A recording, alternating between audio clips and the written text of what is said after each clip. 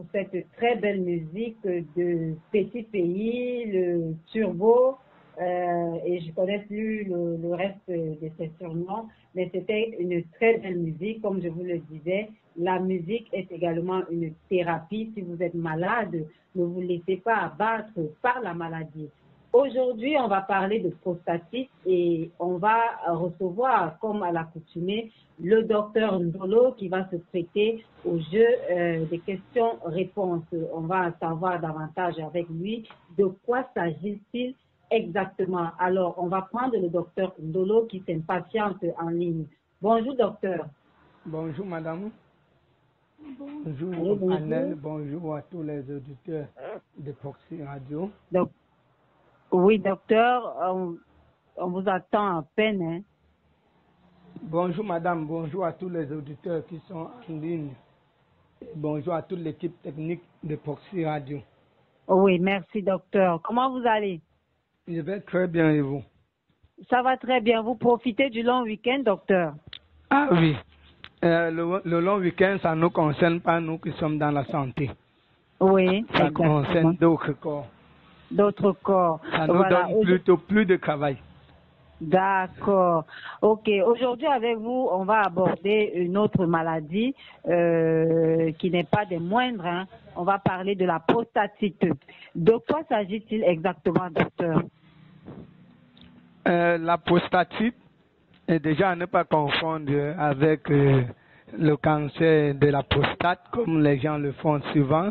C'est une affection souvent douloureuse qui implique une inflammation de la prostate et parfois les zones qui l'entourent. Donc, nous dirons que seuls les hommes ont une prostate et donc, par conséquent, seuls les hommes sont concernés par la prostatite. Et c'est quoi la prostate? Nous ne saurons parler de la prostatite sans définir ce que c'est. C'est une glande en forme de noix qui fait partie du système reproducteur masculin. Donc, elle se trouve sur la vessie d'un homme et devant le rectum. Parlant de la prostatite, nous en aurons plusieurs types. Merci. Allô, docteur. Parlant de cette prostatite, nous en aurons plusieurs types. Oui. Vous pouvez citer les types de prostatite? Allô, docteur? Oui, madame.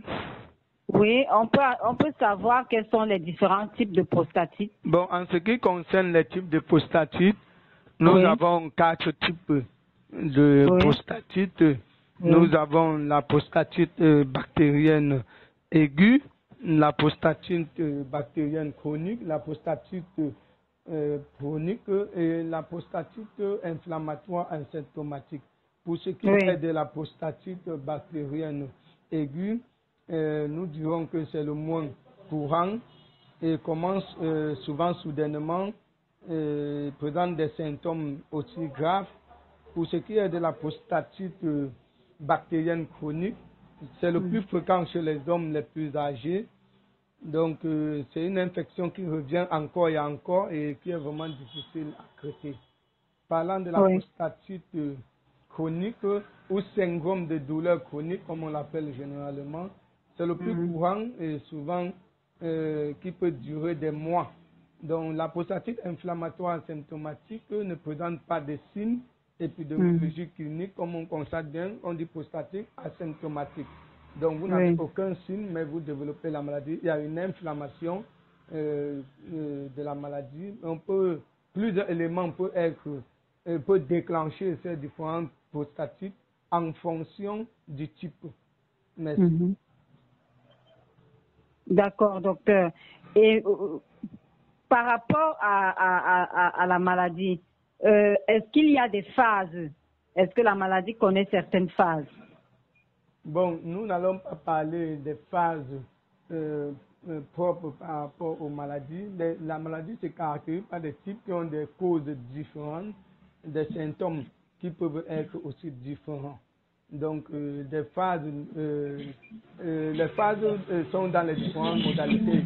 On va dire la prostatite bactérienne aiguë sera considérée comme une phase moins avancée et la prostatite bactérienne chronique c'est une résultante d'une prostatite bactérienne aiguë qui n'a pas été soignée ou qui a été mal soignée.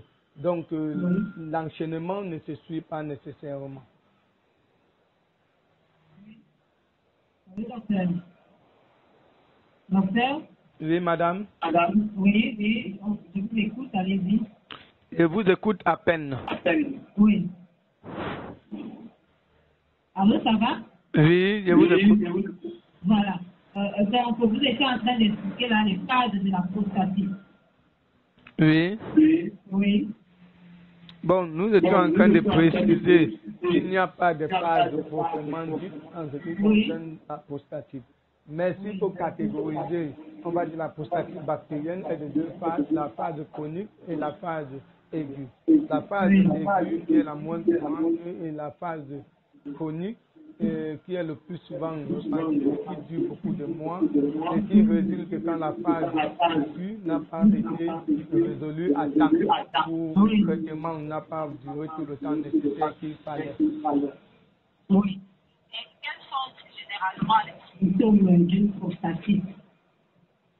Pardon, madame? Quels sont les symptômes en général de la prostatite? Bon, s'il faut parler de façon générale, oui, madame. Oui, docteur, vous écoutez? Pour ce qui est des symptômes de la prostatite, vous m'écoutez? Oui, d'accord, oui, je vous écoute, docteur. Voilà. Donc, pour ce qui est des symptômes de la prostatite, chaque type de prostatite a une gamme de symptômes qui varient selon les causes et peuvent ne pas être les mêmes pour tous les hommes.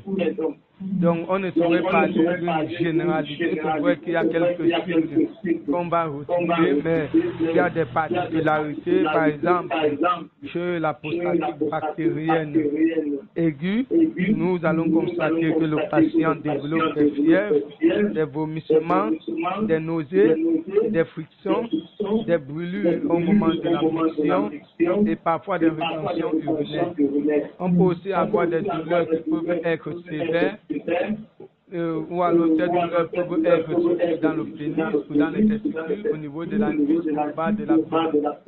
Donc, pour ce qui est de la prostatite bactérienne chronique, il présente les mêmes symptômes que la prostatite bactérienne aiguë, mais en plus de cela, on peut retrouver chez le patient du sang dans son stère.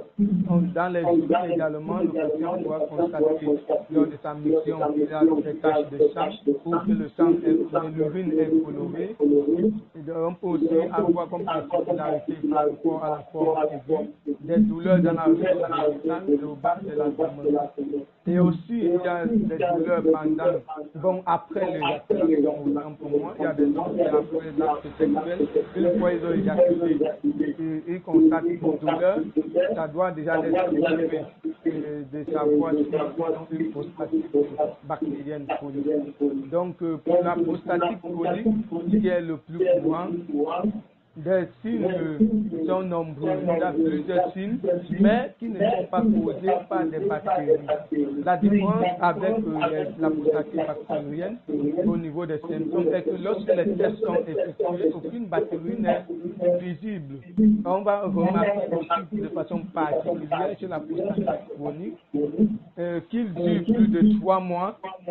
Il y en a des douleurs qu'on observe au niveau du scrotum, au niveau du pénis, au niveau du ventre. Et ces douleurs vont durer au moins 3 mois. Et parfois plus. Donc, sur la prostatite asymptomatique, il n'y a pas de signe qui est visible. Il y a tout simplement une inflammation au niveau de la prostate, mais le patient ne remarque pas de signes. C'est au moment où on doit pousser des diagnostics à certaines autres affections, comme le cancer de la prostate ou une infertilité, on pourra penser à faire le diagnostic concernant cette prostatite. Et dans ce moment, on caractérise la prostatite asymptomatique. Merci. D'accord. Quelles sont les causes de la prostatite? Qu'est-ce qui cause réellement la prostatite? Pour ce qui est de la cause de la prostatite, déjà, il y a 4 types de prostatite.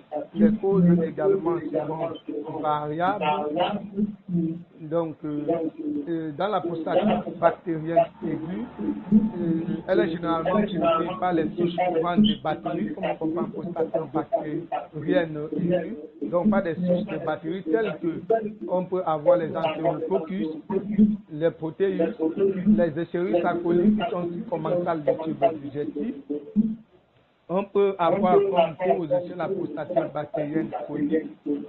Généralement, on va constater chez ceux-ci qu'il est arrivé lorsque le traitement de la prostatite bactérienne aiguë n'a pas pu atteindre son cours, ou alors le traitement n'a pas été assez long, ou il n'y a même pas de traitement.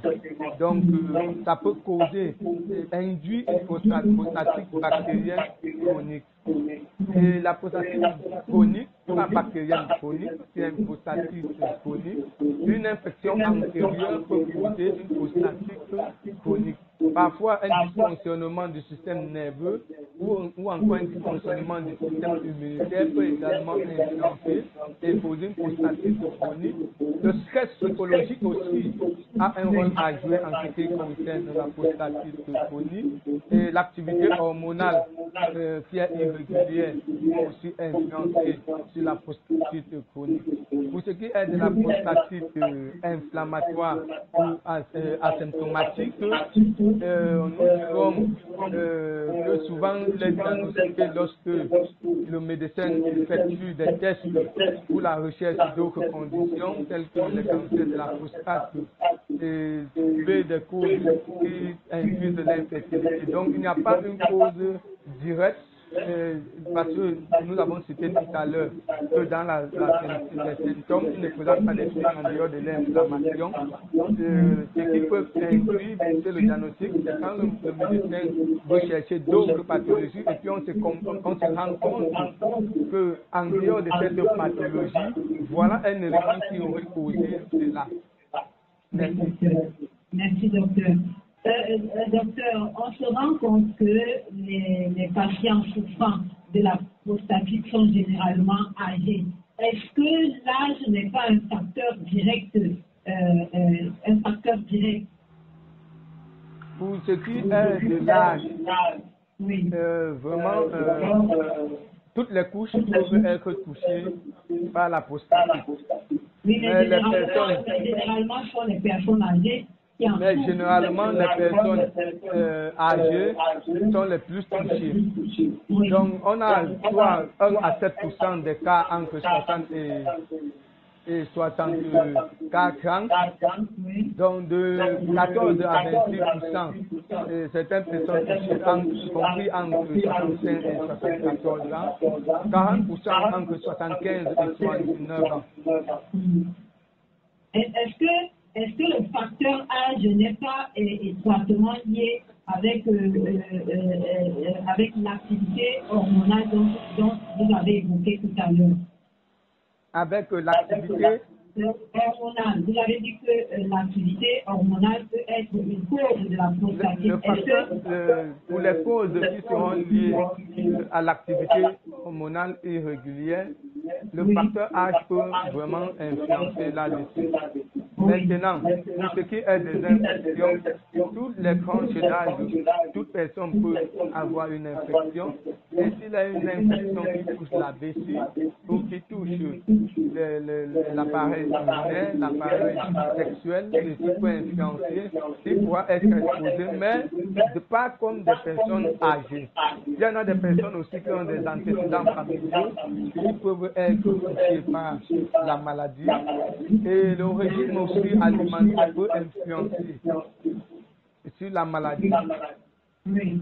Vous parlez d'antécédents familiaux. Est-ce que la prostatite est une maladie héréditaire? Nous ne dirons pas qu'elle est une maladie héréditaire, mais les antécédents familiaux, parce que quand on dit héréditaire, c'est gène au chromosome sexué. Oui. Voilà, il n'est pas lié au chromosome sexué, mais dans la famille, il y a des facteurs qui peuvent influencer, qui peuvent faciliter. Vous allez voir, par exemple, il y a certaines personnes qui, dans leur famille, ont un régime riche en graisse, et c'est pour toute la famille, et c'est un facteur qui peut influencer. Il y a des personnes obèses, qui sont un facteur de risque. Donc, ce sont des personnes exposées. Vous allez voir certaines familles où des gens ont développé beaucoup plus de l'obésité. Par conséquent, ils peuvent être influencés de façon indirecte et avoir de la prostatite dans la lignée familiale. D'accord. Vous parlez également d'alimentation qui peut causer la prostatite. Oui, les régimes en graisse, donc la consommation excessive des huiles en cholestérol. Naturel. Donc, on va le reprendre au téléphone, puisqu'il s'impatiente déjà, pour continuer l'émission. Allô, docteur? Oui, madame. Oui, docteur, on parlait tout à l'heure des causes de la prostatite. Et bien, vous étiez en train de dire que les graisses, les huiles, l'obésité peuvent être des antécédents familiaux qui peuvent causer la prostatite. Oui. Oui. Vous avez dit à l'entame de l'émission de ne pas confondre prostatite et cancer de la prostate. C'est quoi la différence entre les deux, docteur? La différence est simple. Parlant de la prostatite, il s'agit d'une inflammation de la prostate de façon terre à terre. Or, le cancer de la prostate peut survenir suite à une multiplication des cellules de la prostate qui va entraîner la mort cellulaire au niveau de la prostate. Donc, en ce moment, il n'y a pas forcément une inflammation au niveau de la prostate. Toutefois, la prostatite peut induire un cancer de la prostate. Donc, la prostatite peut entraîner un cancer de la prostate. Est-ce que vous voulez dire? Oui. En dehors de cette différence-là, docteur, on a le même organe qui est la prostate.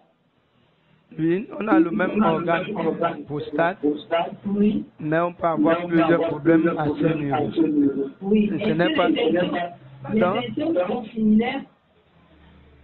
Pardon, madame? Est-ce que les symptômes sont similaires? Je vous écoute à peine, madame. Je dis, docteur, est-ce que c'est les mêmes manifestations? Non, les manifestations ne sont pas pareilles. Nous avons parlé des manifestations de la prostatite. Pour ce qui concerne la prostate, c'est encore tout un le cancer de la prostate, c'est tout un autre chapitre que je préfère qu'on développe un jour où on va se concentrer uniquement sur ça. D'accord. Et quelles sont les conséquences de la prostatite?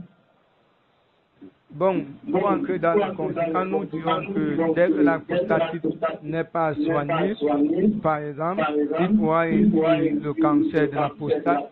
On peut avoir des formations des pus au niveau de la prostate qui va généralement causer beaucoup d'affections et influencer aussi la fertilité.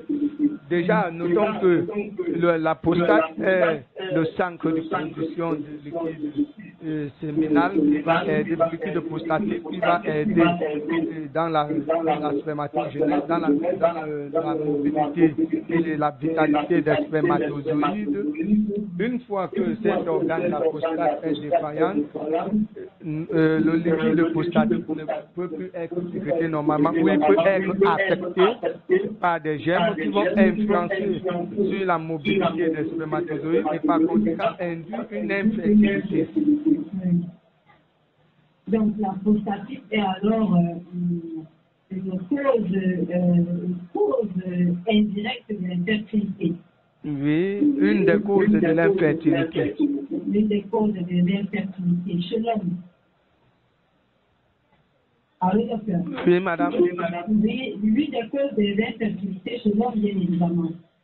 Selon? Chez l'homme. Chez l'homme, oui. Puisqu'on ne parle, nous, à l'entame de l'émission, nous avons dit que la prostate est un organe qui est uniquement chez l'homme. Donc tout ce qui peut découler de la prostatite doit concerner uniquement l'homme. D'accord. Est-ce qu'un adolescent, bon, je vais prendre un adolescent de 25 ans, 30 ans, peut souffrir de la prostatite? S'il est déjà en activité sexuelle, est-ce qu'il peut souffrir de prostatite? Pour avoir une prostatite, il ne faut pas nécessairement avoir une activité sexuelle. D'accord. Vous pouvez ne pas avoir d'activité sexuelle et vous avez la prostatite. Une infection peut vous induire cela, un déséquilibre hormonal peut vous induire cela. Une infection urinaire n'est pas forcément prise pendant les rapports sexuels. Donc vous pouvez avoir une infection urinaire qui va influencer sur le fonctionnement de l'organe de prostate et induire une inflammation de la prostate. En ce moment, on parlait d'une prostatite bactérienne, soit aiguë, une chronique, parce qu'elle est d'origine infectieuse. Oui. Donc, ça veut dire qu'un adolescent peut souffrir de la prostatite. Évidemment. Oui. Quelques questions là de quelques auditeurs qui me parviennent. Faut-il faire l'amour en permanence pour prévenir la prostatite? C'est une question d'un auditeur.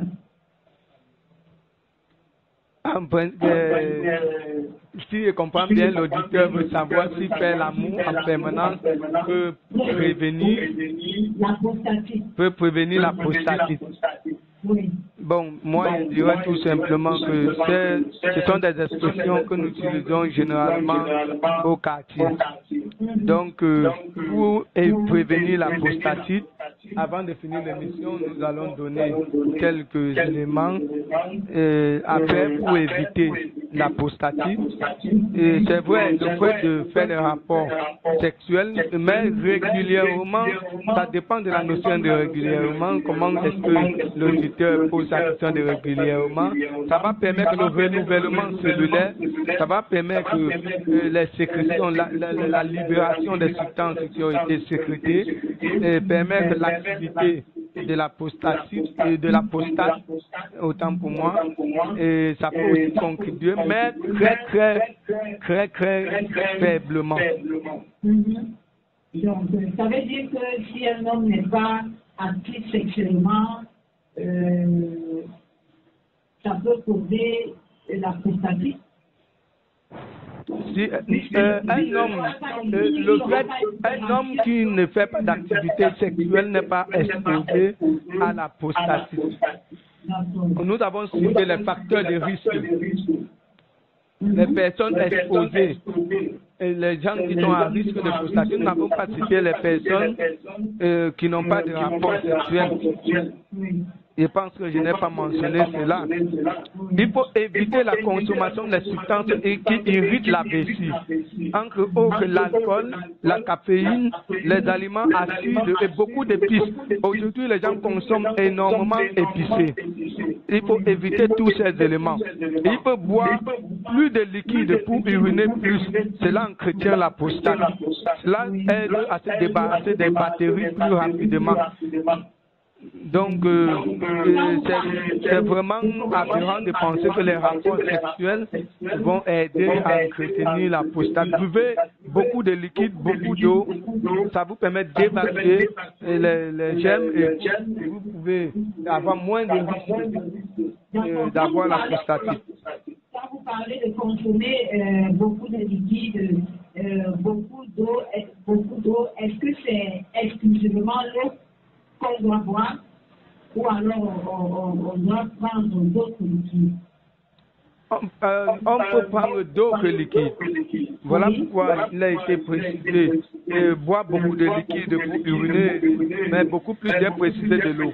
Parce que en demandant aux gens de prendre beaucoup de liquide, les gars vont se retrouver, les messieurs vont se retrouver à boire beaucoup d'alcool en se disant l'alcool est un liquide. Or, l'alcool fait partie des substances qui irritent la vessie. Voilà pourquoi je préfère laisser l'expression liquide et parler de l'eau. D'accord.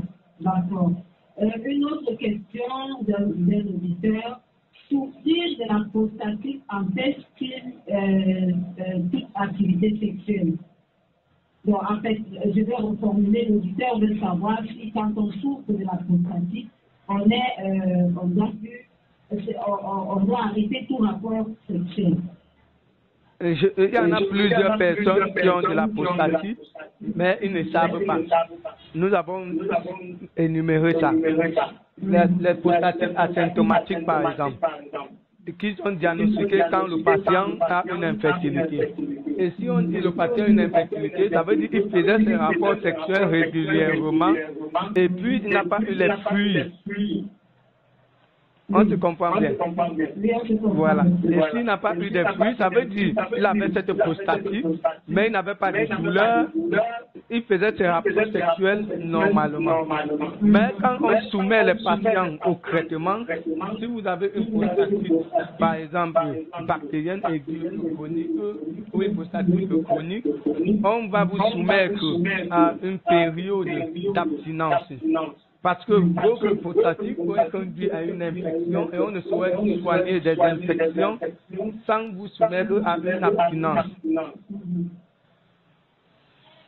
Donc, docteur, vous avez énuméré 4 types de prostatite. Parlons maintenant du traitement. Est-ce que le traitement va également varier en fonction de chaque type de prostatite? Le traitement, normalement, les traitements sont en fonction des types de prostatite. Donc, pour les prises en charge, le médecin va d'abord diagnostiquer, va chercher à savoir de quel type de prostatite vous souffrez. En fonction du type de prostatite, on va vous administrer des produits irrelatifs. Pour un traitement concernant la prostatite bactérienne chronique, le traitement, par exemple, va se reposer sur les résultats de la culture. Une fois qu'on a fait les cultures, on a isolé les germes, on va prescrire des antibiotiques qui seront dirigés vers le germe qui a été isolé. Donc, cependant, le traitement nécessite une durée un peu plus longue. Dans ce cadre, ça sera au moins de 6 mois. Il faut aussi utiliser les alpha-bloquants, dont les médicaments qui aident à détendre les muscles de la vessie près de la prostate et à atténuer les symptômes tels que les mictions douloureuses. Parlant du traitement de la prostatite chronique, la prostatite chronique qui est non bactérienne, nous dirons qu'elle est difficile à guérir. L'objet est donc de contrôler les symptômes. Plusieurs types de médicaments peuvent être utilisés. Par exemple, des antibiotiques à long terme pour s'assurer que la prostatite n'est pas causée par des bactéries. Les bloqueurs alpha-adrénergiques aident aussi à défendre les muscles de la prostate. Quelques éléments dont les gens ont autour d'eux, on peut avoir de l'aspirine, de l'ibuprofène et d'autres anti-inflammatoires stéroïdes qui peuvent soulager en cas d'infection. Donc, on peut avoir aussi des thérapies alternatives parlant de traitement de la prostate. Donc, il y a des signaux qui peuvent être utilisés pour contrôler les fonctions et les ressources du corps, y compris les relaxations de vos muscles. On peut aussi avoir l'acupuncture, donc ce traitement d'éjection de la douleur qui consiste à insérer des aiguilles très fines à travers votre peau à différentes profondeurs à certains endroits de votre corps. Donc les endroits où vous avez des douleurs, ça peut être au scrotum, ça peut être donc, en fonction des endroits cibles de la manifestation de votre problème. Donc on peut aussi avoir plusieurs thérapies, ça c'est de façon médecine conventionnelle. En médecine traditionnelle, on pourra aussi avoir j'ai parlé un peu des traitements qui peuvent concerner la médecine conventionnelle, mais j'ai essayé de survoler, puisque ce n'est pas trop mon domaine. Voilà. Et en médecine traditionnelle aussi, on pourra avoir d'autres traitements. D'accord. Et quels sont ces traitements-là dans le domaine de la naturopathie? Comment vous les définissez? En principe, en ce qui concerne la naturopathie, on va également fonctionner en fonction des types de prostatite.